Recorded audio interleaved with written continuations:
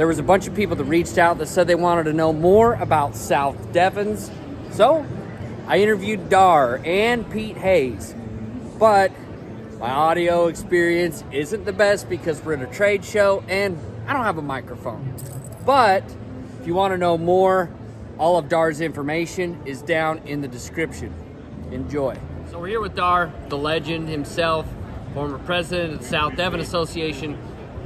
And Dar, what is probably, in your opinion, something that the general public doesn't understand about South Devon? Well, you know, one of the first things I always say is the South Devon Association is an open book. So you can take, if you have a really good herd of, say, Angus cows, or red Angus cows, or semi cows, or whatever they are, you can buy, you know, some South Devon genetics and put them into your cow herd and record the half blood calves, quarter blood calves, whatever it might, you know, what it may be. So I mean, it's an open book, so you can take the best of the other breeds of cattle and infuse South Devon into that, so you can kind of capture both sides of that pedigree, the performance and the genetic value on both sides, and then build a cow herd based on that. So like, you know, Angus, Red Angus, Hereford, all those breeds are completely closed book. So you have to buy registered animals. So they'll never bring anything new into those breeds. So I can go out and purchase an Angus female that's incredibly good and breed her back to South Devon bull and come up, you know, with some offspring that's loaded with heterosis and have the best of both bulls. Dar mentioned a key word in the South Devon breed, and that's heterosis, and it's also referred to as hybrid vigor. Think of it like a mule. You take a donkey and a horse, you make a mule, and a mule is going to outperform both the donkey and the horse, and that's essentially what they're doing as far as gaining pounds, and you know, there's multiple advantages to getting some outcross or some heterosis into your cow herd. Well, many, you know, like many times, you know, in the industry they talk about a black white faced cow, you know, baldy cow. You know, those baldy cows are really good cows. The thing about it, you know, South Devon bull, you can put those same bulls on an Angus cow or a Hereford cow and make that, you know, make that cross without putting a white face on it. So, you know, I think, you know, the South Devon breed is the breed. When you look at the carcass value in this cattle, I mean, they have more ribeye, less fat, and still marble with the Angus. So, I mean, I think that's a benefit. And you get that heterosis in that cow herd, so you get the maternal heterosis plus the maternal heterosis as well. So, I mean, I just think that can be utilized to make, you know, the South Devon crosses and the heterosis and the hybrid vigor in those cow herds incredibly important. No, I totally agree. And we found ourselves in that exact situation. Kent was born to love the black Bali cow. They're the best cows to walk the earth in his eyes. But the bad thing is when you breed for black Balis, some of these cows end up looking like their dad. They come with a feathered neck, white feet, white belly sometimes. And those are things that who we are marketing the calves to don't like. And they'll actually turn those calves back, and it makes us not able to market a portion of our cow herd every year. And with the South Devon, you have all the benefits of making a black Bali, except you have none of the downfalls of some of the aesthetically characteristics that come with it. You know, the color hide, you know, I guess they say they have a statistic out there now that says there's 7% of the cows in the United States now are black. And so, you know, there's definitely a large strain of South Devon that are black, and there's a large strain of South Devon that are red. So, you know, you can purchase those black bulls or those red bulls, put them back on those cows, make an F1. You don't have to worry about any cutbacks as far as color in that cow and marketing those cows. Exactly. And what's funny, Dar, is the fact of, you know, with buying cows through you, it's really been, I've had people come walk through the pens and they think that we run Angus cows. It's really, really hard to cut the difference between an Angus and a South Devon.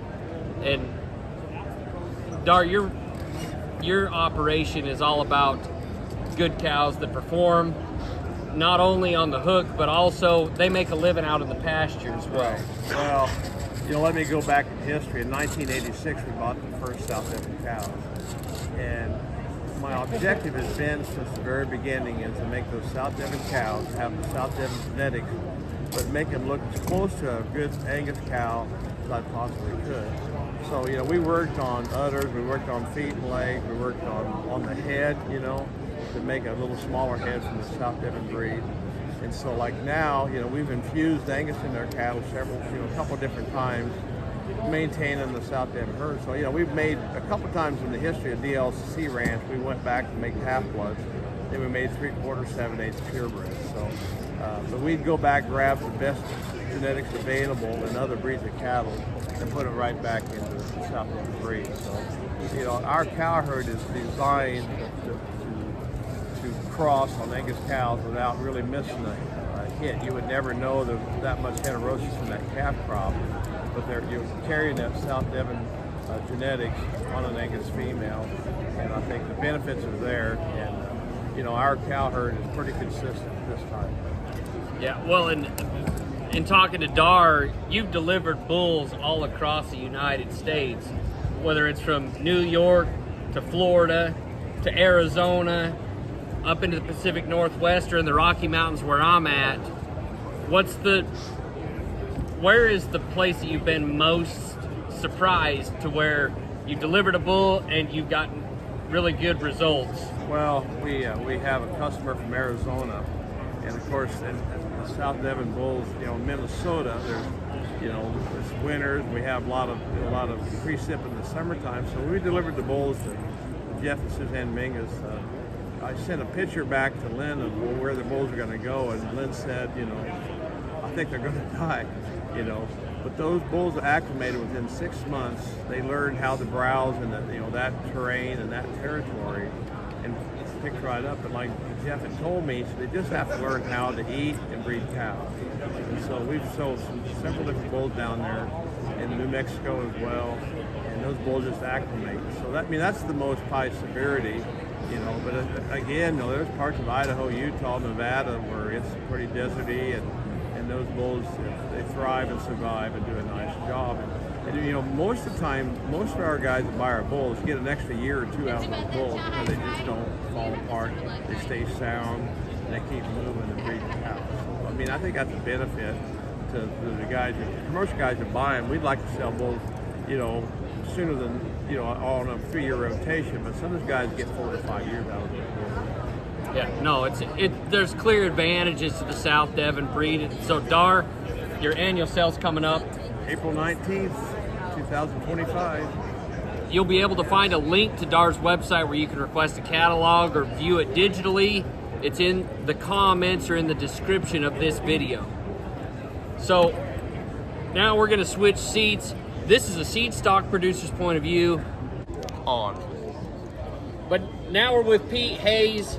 Pete, you feed South Devons. You see them more on the production side as far as not only do you breed a few of your own, but at the same time, you're really worried about that performance aspect of it.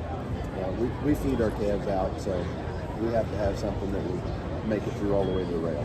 It can't just be a calf that looks good at the sale barn and doesn't have feed conversion and good. Yeah. So we have to have the whole package. So what have you noticed once you kind of started implementing South Devon into your genetic pool, taking advantage of some heterosis?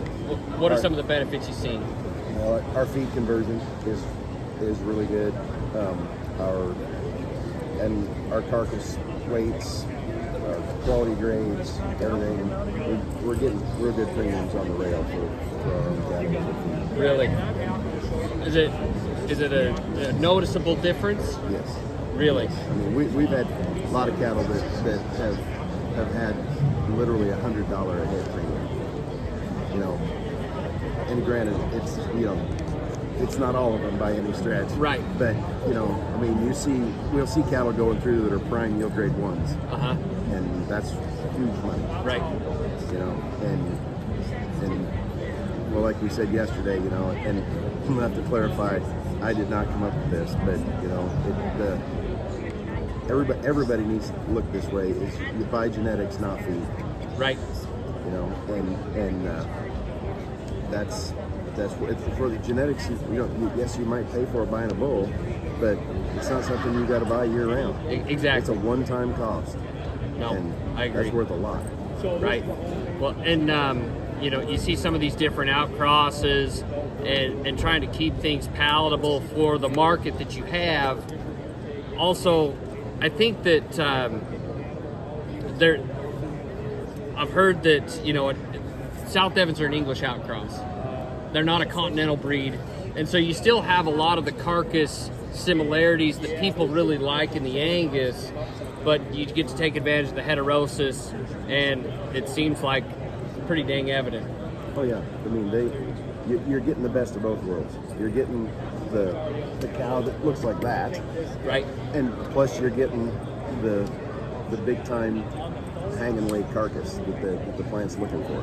Right. That's the two things that every cattleman needs to think about. That's it. No, agree. Pete, thanks. And now you have a little more in-depth dive on the South Devon breed. If there's any questions, like I said, feel free to hit Dar up. He's in the description of this video. Be more than willing to talk to you. April 19th is the DLCC sale, and we'll see you there.